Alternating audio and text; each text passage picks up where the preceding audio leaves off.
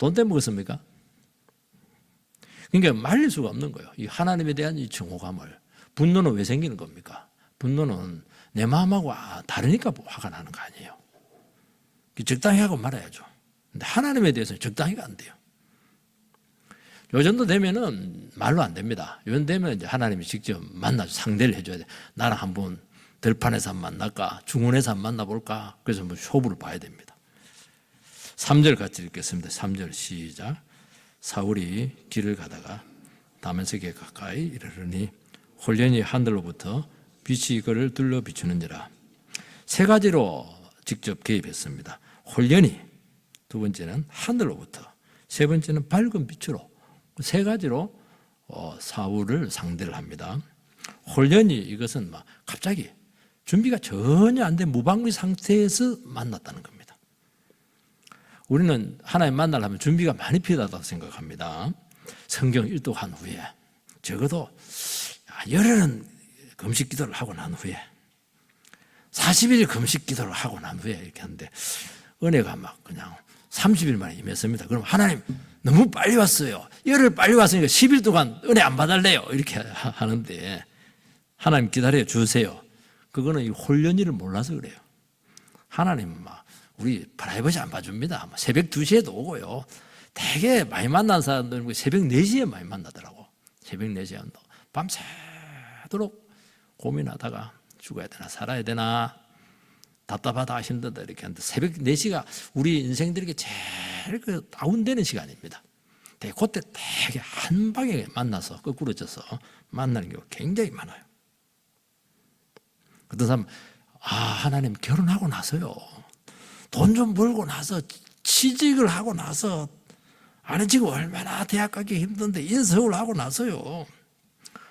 집장만 힘들어요. 지금 1억이 딱 부족한데 그것만 채우고 그냥 내가 예수님 만나겠다고.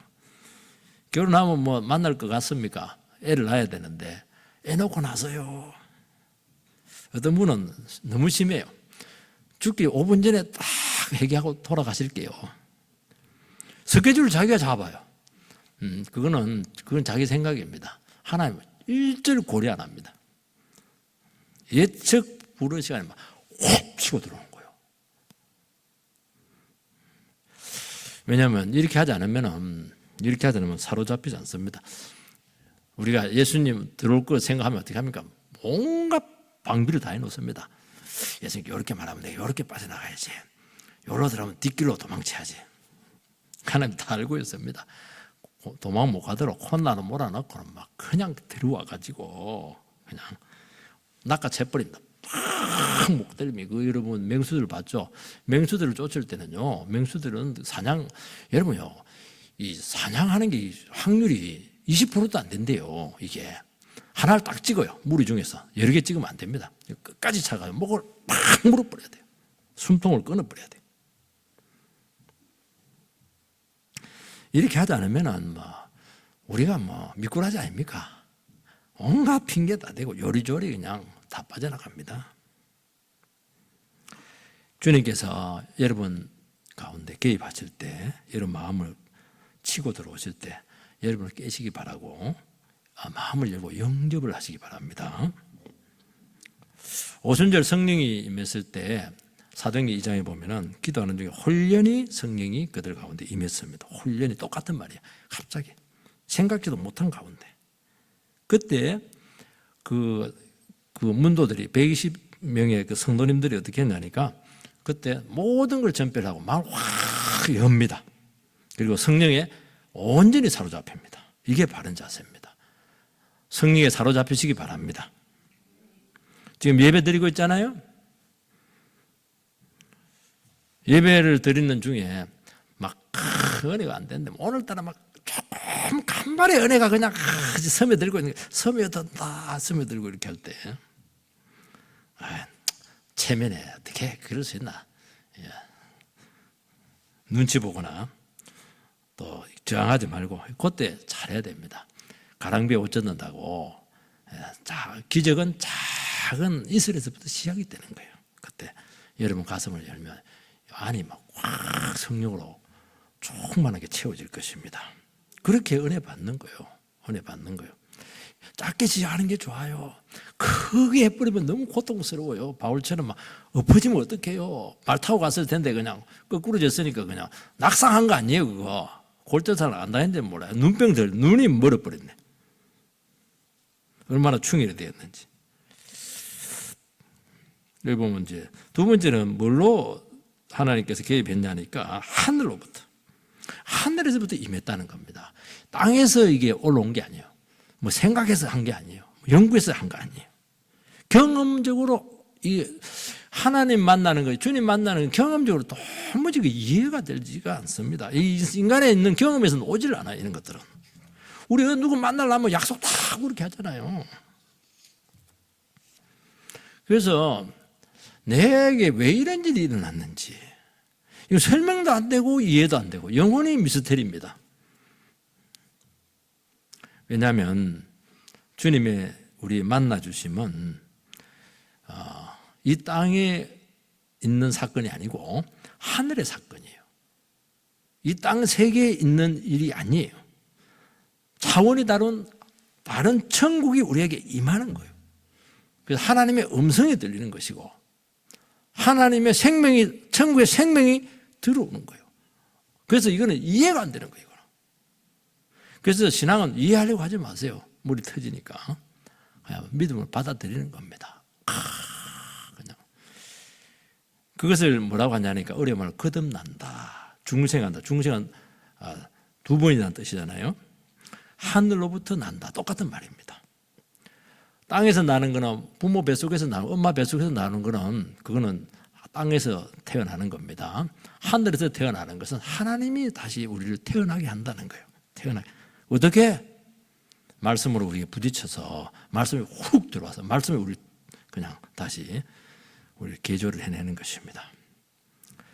요한복음이 주제가 뭐냐니까 요한복음은 영생입니다. 영생이 뭐냐? 사람들은 전부 다 자기 나름대로 인생길을 걸어가요. 이렇게 사는 것이 옳아, 저렇게 사는 것이 옳아, 아니면 고민 가운데 갈피를 잡지 못해. 그게 길을 가는 거예요. 진리라고 하는 건 도잖아요, 도. 길이잖아요. 길을 가는데 갑자기 하늘에서 우다파 이러면서 그냥 하늘에서 그냥 독수리가 낚아채듯이 우리 영혼이 찾아옵니다. 그래서 땅을 쳐다보고 있다가 갑자기 눈을 번쩍 들고 하늘을 쳐다봅니다. 그러면 하나님 나라가 우리가 임하는 거예요. 그게 영생입니다. 영생. 하늘의 세계가 나에게 임했다는 거예요. 하늘의 생명이 나에게 임했다는 거예요. 그러면 인생들이 어떻게 되느냐? 인생을 확 바꿉니다. 가던 길 멈춰서 주저앉든지 다시 되돌아가죠.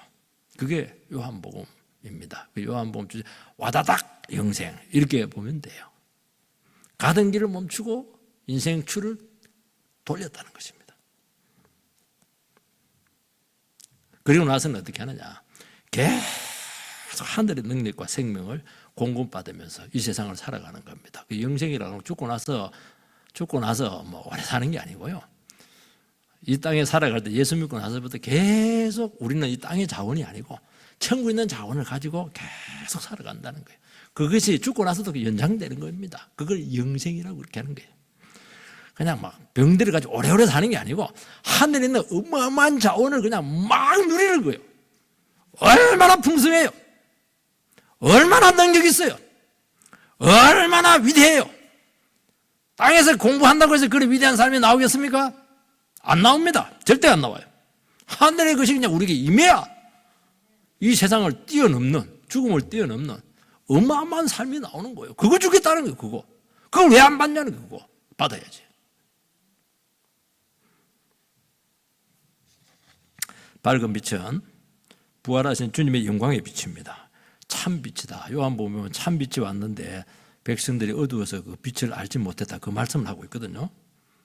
여러분 세상은 전부 다 거짓된 빛이에요. 전부 다 네온 쌓인 빛 같아요. 막 번쩍번쩍 이렇게 하는데 속에는 빛입니다. 거짓된 거예요.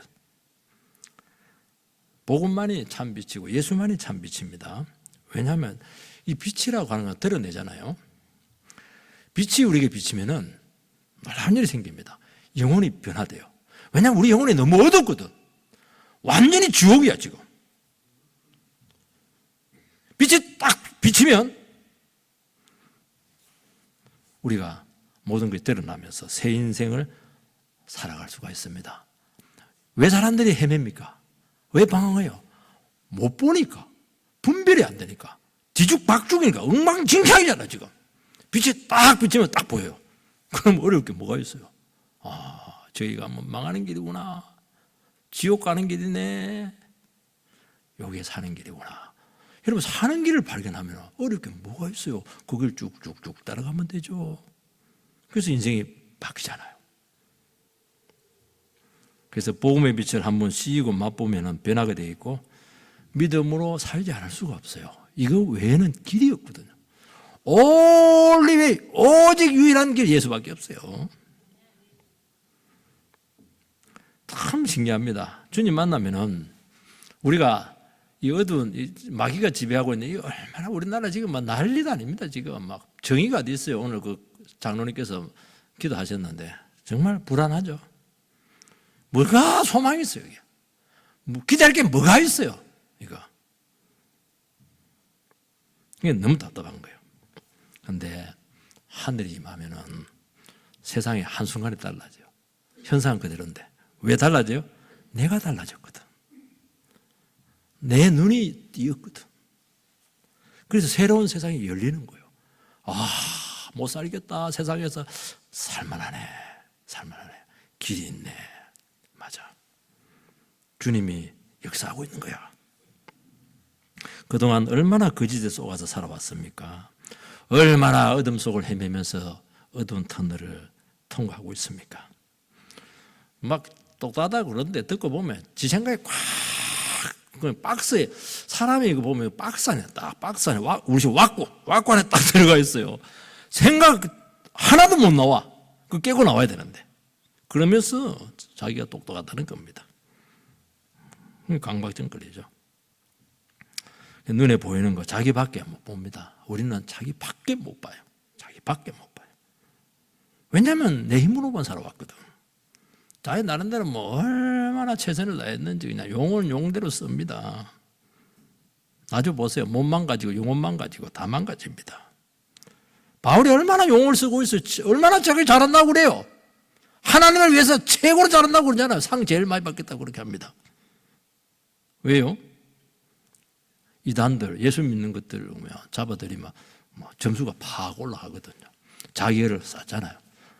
내가 이래 하니까 나는 참 공덕이 막 쌓였네. 어떤 사람이 바퀴벌레를 연구를 했대요. 왜 바퀴벌레가 저 산속이 아니고 왜 집에 있을까? 지저분한 집에. 사람들이 사는 곳에 바퀴벌레가 많거든요. 부산 가면 제 영도에 살았는데 이만해요. 막 날아다닙니다. 그런데 불을 딱 비추면 숨어버려요. 왜 이렇게 빛을 싫어할까? 하나님께서 바퀴벌레를 통해서 우리에게 교훈을 주려고 하는구나. 그러니까 우리 인간이 바퀴벌레 같다는 거예요. 바퀴벌레 하면 막 지금도 막 와 꼴로죠 지금. 여러분 죄 짓고 못된 짓 하고 악행하면은요 이거 빛을 싫어해요. 자꾸 숨어요. 왜? 어둠 속이 편하거든. 어둠 속. 죄 많은 이 세상은 내 집안이네. 그러니까 우리는 벌써 빛을 나니까 죄 많은 이게 우리 집이 아니야. 불편해. 세상 가면 너무 불편해. 동창회 만나도 불편해. 지 자랑만 하니까. 네. 교회 오면 편한 거예요. 교회 오면. 왜냐하면 하나님의 나라니까 그렇게 하는 거예요. 죄지면 들통 날까 봐서 자꾸 숨기고 그렇게 하는 겁니다. 정체가 드러나면 안 되거든요. 술집은 다 지하에 있습니다. 그리고 술집은 전부 다 어두워요. 왜냐하면 죄짓거든. 주님께서는 정말 그림자도 없나. 회전하는 그림자도 없다고 야고보서 얘기했잖아요. 그림자도 없어요. 이 세상은 다 그림자. 좋은 부분이 있으면 안 좋은 부분이 있거든요. 근데 복음은 안 그래요. 전부 다 좋은 부분만 있는 거예요. 좋은 부분. 그래서 빛으로 우리에게 확 들어오면은 모든 것이 폭로가 되면서 우리가 그 자리에서 바로 거꾸로지는 것입니다. 주님께서 강권적으로 우리를 사로잡으시는데 피할 수가 없어요. 도망갈 수가 없어요. 코너에 딱 몰아놓고 믿을래 믿을래 딱 그렇게 하거든요. 그 자리에서 엎어지는 것입니다. 그러면서 살기가 등등했는데 꺾이고 도끼가 막 이게 사라집니다. 사실 독이 없어야 되거든요.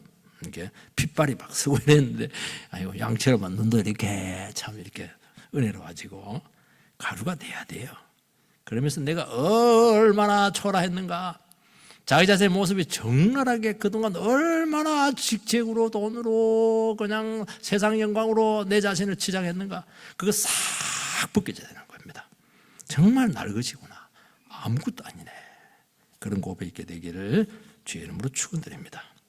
우리가 안 깨져요. 호두 깨먹을 때 망치로 깨도 안 깨지더라고 이게. 얼마나 호두보다 더해요. 막 돌로 깨고 망치로 깨도 깽이로 깨도 안 되고. 나는 모태신앙이냐. 오래 신앙생활을 해서 내처럼 교회 잘하는 거 봤어? 자기 공로로 이렇게 똘똘 뭉쳐 있습니다. 여러분 하나님의 말씀으로 설득되지 않으면 주님 직접 만나야 됩니다. 직접 만나야 돼요. 하나님께 그렇게 하시는 이유는 우리를 다시 살려서 정말 제대로 쓰기 위해서 바울처럼 정말 위대한 삶이 되도록 하기 위해서 그런 줄 믿으시기 바라고 기꺼이 깨지는 역사가 있게 되기를 주의 이름으로 축복합니다.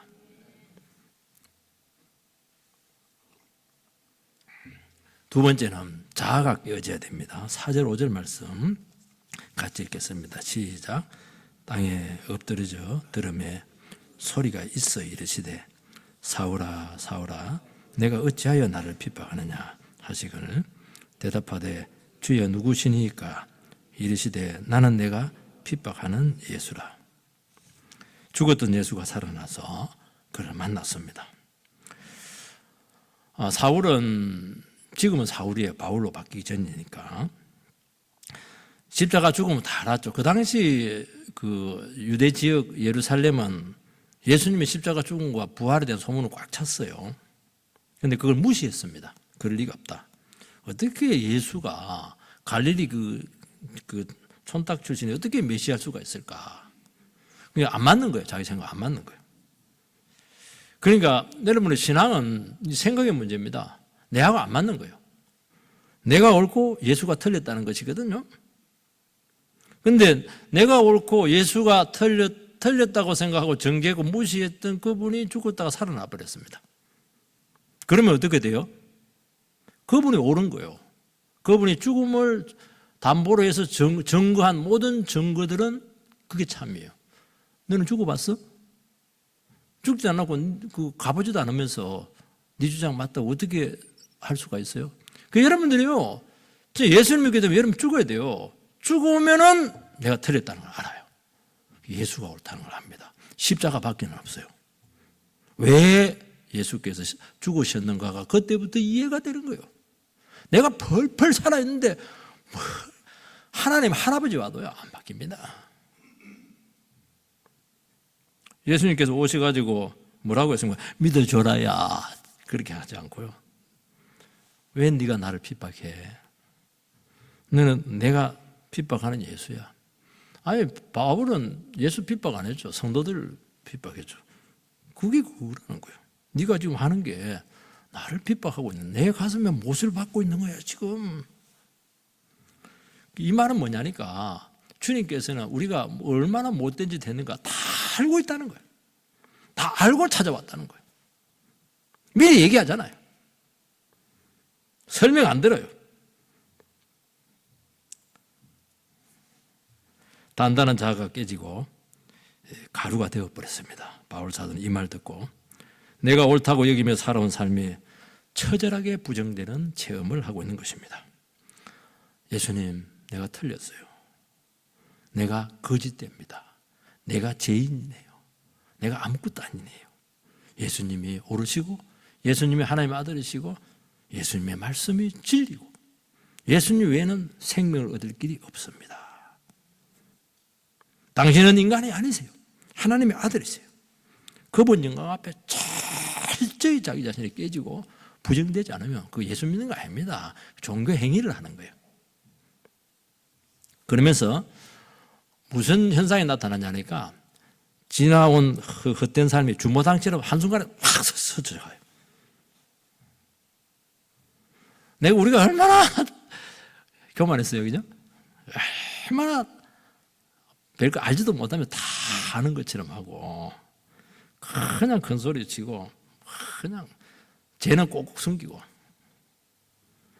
그러면서 막 그렇게 내 삶이 부끄러질 수가 없어요. 막 얼굴이 막 화끈거립니다, 이거.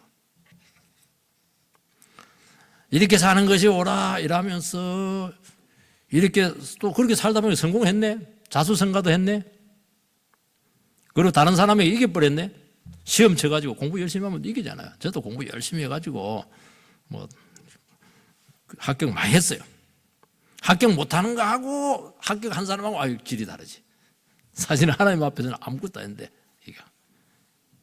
그러면서 내가 대단하다 자기 확신을 막 강화시키면서 그러면서 지금까지 막 그냥 아기야 깡이다 이렇게 하면서 내 인생을 일궈냈는데 예수님께서 탁 개입하니까 와장창 무너지는 것입니다.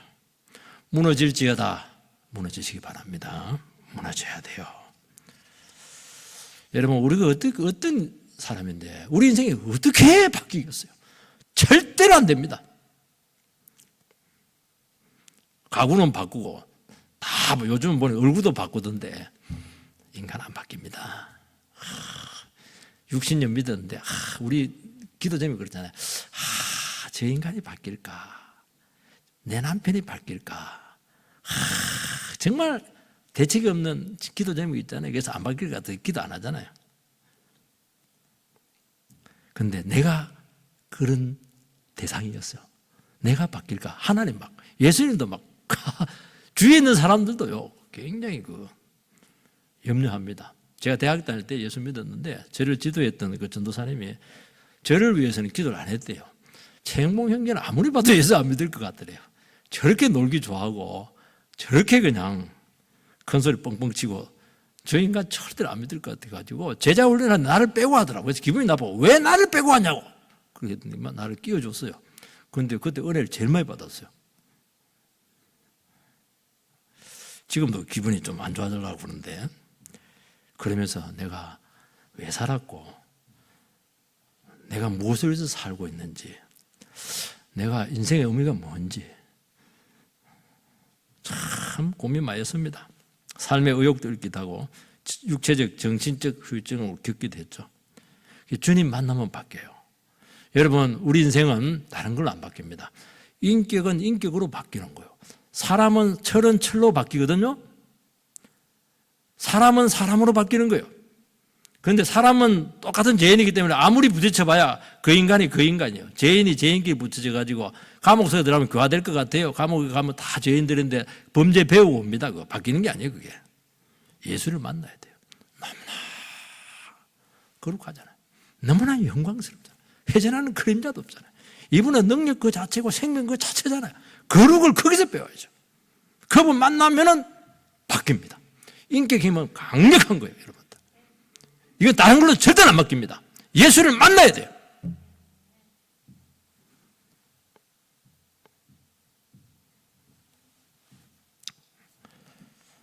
하나님께 충성된 줄 알았는데 대적자였잖아요, 바울은.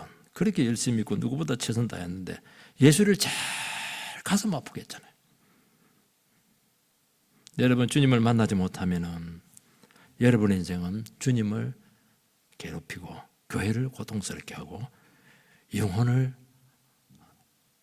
망가뜨리게 하는데 문제는 자기는 잘한다는 거예요. 열심히 내면 낼수록 더 고통스럽게 하는 거예요. 영혼을 아프게 하는 거예요. 왜요? 예수 안 만나고 신앙생활을 그렇게 하는 거예요. 예수 만나면 절대로 그렇게 하잖아요. 자기를 찌르죠. 자기를 깨뜨리죠. 자기를 죽이죠. 그게 기독교잖아요. 왜 남을 깨뜨려? 이상하잖아요. 예수님처럼 하시기 바랍니다. 다른 연구에 대해서 주장하려고 하면은 예수님처럼 자기가 십자가 달리고 나서 그 사람이 이래라 저래라 그렇게 말씀하세요. 십자가에 달리지도 않았으면서 막 그냥 이래라 저래라 이렇게 하고 그 이상하잖아요. 안 맞거든요. 베드로가요, 얼마나 믿음이 좋은지요. 다른 제자들은 다 예수님 배신 때리고 가도요, 나는 절대로 예수님 배신 안 합니다. 끝까지 지켜주겠습니다. 네가 배신자 1번이야. 네 자신 모르고 있지 지금.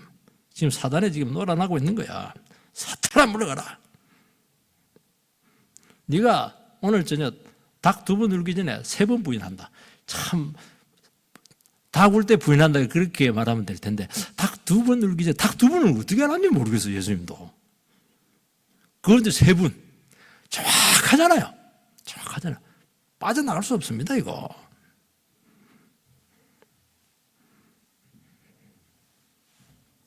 네가 큰 소리 치고 있지?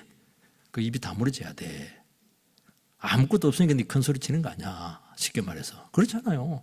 내 안이 꽉 차 있고 내가 귀하고 존귀하면 뭐라고 나를 선전해요. 뭐라고 나를 표시를 해요. 가만히 있어도 풍기는데 아무것도 없으니까 자꾸 자기 피하려 하는 거 아니겠어요? 그래 하지 마시기 바랍니다. 공명심, 자기가 다 깨져야 됩니다. 죽어야 돼요. 우리는 다 종교적 신념이 있고 자기 생각이 있습니다. 그거 다 바뀌어야 됩니다. 여러분, 하나님이 아닌데 하나님은 안 바뀌어도 돼요. 이 성경은 모세가 쓴 게 1550년 되잖아요. BC. 지금 2500년, 4000년 전에 기록된 건데 하나님은 안 바뀌어도 돼요. 여러분, 무슨 생각이 하나님 생각도 아닌데 하나님보다 더 안 바뀌면 어떡해요? 하나님도 시대에 따라서 좀 바꿔줬어요. 내용은 똑같지만은. 그런데 자기 생각이 안 바뀌어. 하나님 아무리 말씀하셔도 그것도 참 대단한 겁니다. 율법을 그렇게 네가 잘 지켰단 말이지. 너 지금 하고 있는 거 욕망 아니야? 지금? 너 죄성에 그런 거 아니야? 지금? 너 동기 한번 생각해봐. 지금. 너 하나님 보시기에 하는 그 행동이 정말 하나님 앞에 깨끗하다고 말할 수 있어? 그거에 들어와야 돼요.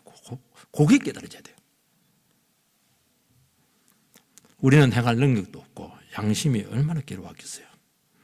그런데 무너지고 주님 앞에 맞습니다.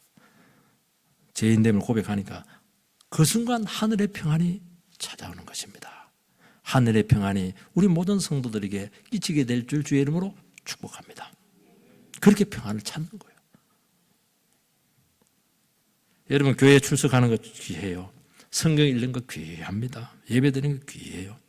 그러나 거기서 끝나면 안 되고 주님 만나서 깨지시기 바랍니다. 와장창 깨지시기 바랍니다. 그것 없이 아무것도 안 돼요. 그것 없어 봉사도 아무것도 안 돼요. 인생도 아무것도 안 돼요. 세상 사람하고 똑같은 거예요. 예배 말씀으로 변화되는 게 가장 싸게 먹히고 좋은 거예요. 그래서 예수 만나는 게 제일 어려운 것이기 때문에 가장 치열하게 만납니다. 20세기 초에 인도의 그 선다 싱이라고 하는 아주 유명한 전도자가 있습니다. 이 사람이 거의 바울처럼 그런 궤적을 통해서 바뀝니다.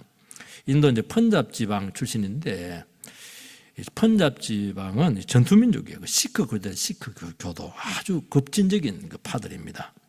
이슬람하고 힌두교가 좀 섞여 있는 아주 잡종 종교인데, 이 잡종들이 보면 굉장히 강렬해요. 이게 터반을 두르고 있는데, 좀 갈색 터반을 두르고 있는데, 자기들끼리 이제 정체성을 지키기 위해서 싱을 뒤에 붙인 싱, 썬다 싱, 이 싱을 붙입니다.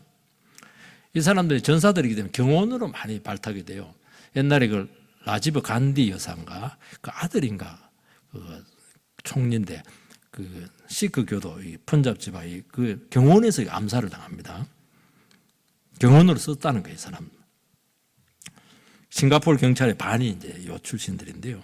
이 사람이 그 금수저 출신인데 14살에 모친하고 형이 죽습니다. 그때 신을 찾아요.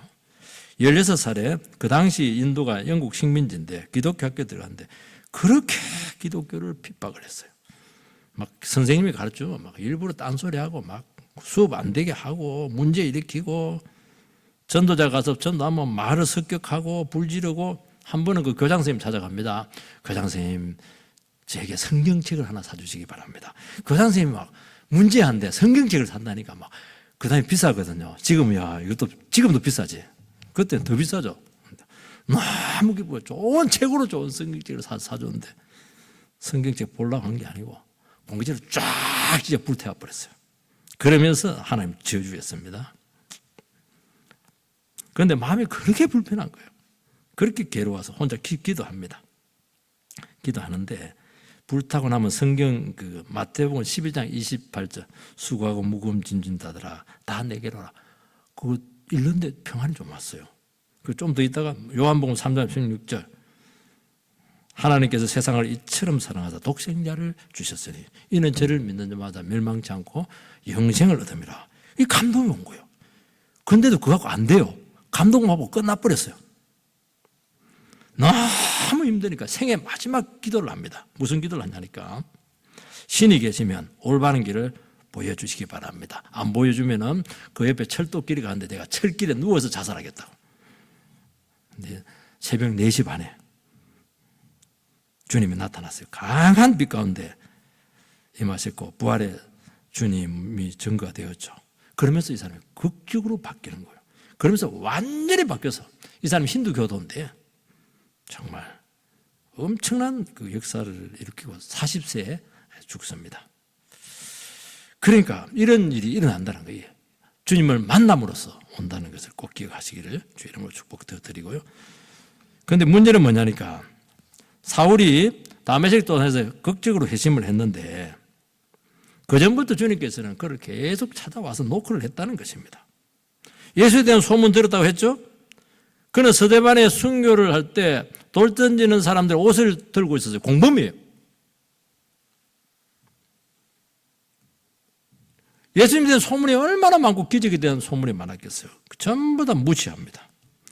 참 여러분들이요. 복음이 증거가 되고 복음의 현장에 있고 교회를 한번 다니고 이러신 분들의 특징이 뭐냐니까 물론 부정을 하는데 이게 한 분이 말씀이 들어오고 기적의 역사가 우리한테 임하면 이게 되살아나요. 이게 희한한 곰팡이부터 해요. 막 그래서 여러분들이요. 강하게 부정하는 사람은 긍정일 가능성이 많아요. 이 말씀이 정말 진리라면 어떻게 되지? 오늘 저녁에 죽어서 지옥 간다면 어떻게 되는 거야? 내 평생 살아온 이 삶이 부정된다면 이거 나는 너무 허무하잖아. 내면에서 갈등과 싸움이 일어납니다. 이게 말씀의 역사입니다.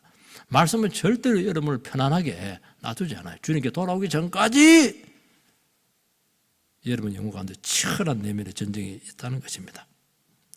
스데반에 돌 맞아 죽었는데 우리 같으면 막 저주할 텐데 막 얼굴이 막 해처럼 빛나는 거예요. 그래 저들의 죄를 용서해달라고 예수님처럼 똑같이 기도하네. 인간이에요 지금. 왜 그런 기도를 합니까? 성령의 역사를 하니까. 하늘의 문이 열렸으니까 그런 기도가 나오잖아요. 충격이죠. 딴 세계를 본 거예요. 딴 세계를. 그러니까 사울이 앞장서가지고 이렇게 못되게 하고 못된 말하고 못된 짓하고 광적으로 박해를 한 것은 자기 내면 안에는 이 갈등에 대한 반추적인 결과라는 것입니다.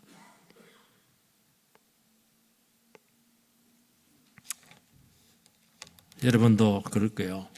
예수 믿기 전에 미션 스쿨 가기도 하고 취직을 한 데마다 주위에 예수 믿는 사람들만 있네.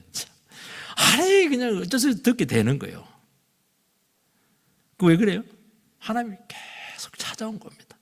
찾아온 거예요. 우리가 한두 번 되겠어요? 우리가 얼마나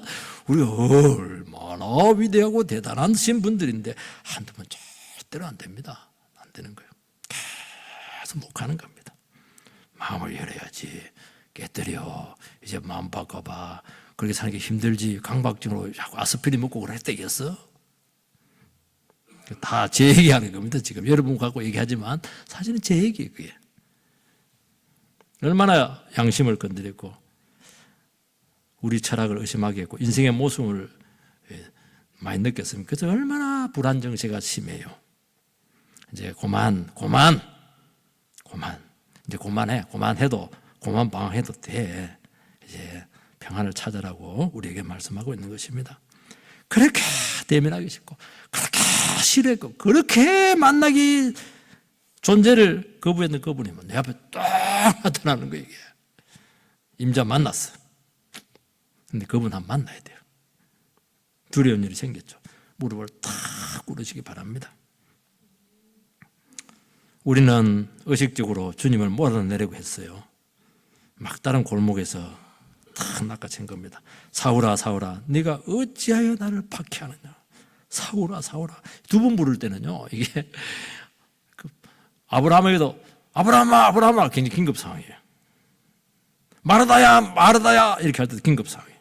이거는 뭐 부수든지 막든지 막 급한 일이든지 그렇게 하는 거예요. 사울아 사울아 할 때는 막 박살을 낼 때입니다. 굉장히 박살을 낼 때면 긴급한 것 같아요. 네가 어찌하여 나를 박해하느냐. 네가 뭔데 나를 박해해. 네가 그동안 한 짓을 한번 되돌아봐. 네가 한 모든 것이 내 마음에 깊이 깊이 한 뜸 한 뜸 전부 다 못으로 박혀 있어. 내 여러분과 가슴 얼마나 피멍이 되는 줄 알아? 너 왜 바른 것 알고 있잖아. 너 의로운 게 뭔지 알잖아. 선이 뭔지 알잖아. 어떻게 사는 것이 바른 거 알잖아. 선한 것을 알면서 왜 인정하지 않는 거야. 짐승처럼 고집 피우고 대적해. 그렇게 해서 너에게 남은 인생이 뭐냐는 거예요. 나는 너를 사랑했고 십자가에 못 박혀 죽었고 내 품에 돌아오기를 이렇게까지 기다리고 팔을 벌리고 있는데 내 사랑 받아주기를 그렇게 바랬는데 어찌해서 일말의 반응도 하지도 않고 오해하고 박해하고 교회를 망가뜨리고 제자들을 괴롭히느냐. 대놓고 이야기하는 거야. 한번 대놓고 이야기해야 돼요. 주님은 억지로 다그치지 않습니다. 끝까지 대화하시고 진리와 사랑으로 우리를 설득해요. 진리와 사랑으로. 고집 피울 때 참고 기다립니다. 결정적인 순간에도 대화하잖아요. 참 보면 도망가지 못하도록 은혜 주시고 마음을 파고 들어옵니다. 그래서 오늘 보면 빛과 말씀으로 찾아오거든요. 이건 압도하기 위해서 그렇게 해요. 압도하기 위해서 그런 거예요. 빛이라고 하는 것은 한번 다 펼쳐놓고 보자는 거예요. 공개적으로 딱 펼쳐놓고 한번 보자는 거예요. 그 빛이잖아요.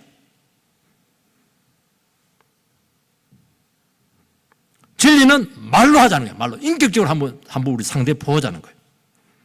그리고 네가 이제는 자유롭게 반응을 하라는 것입니다.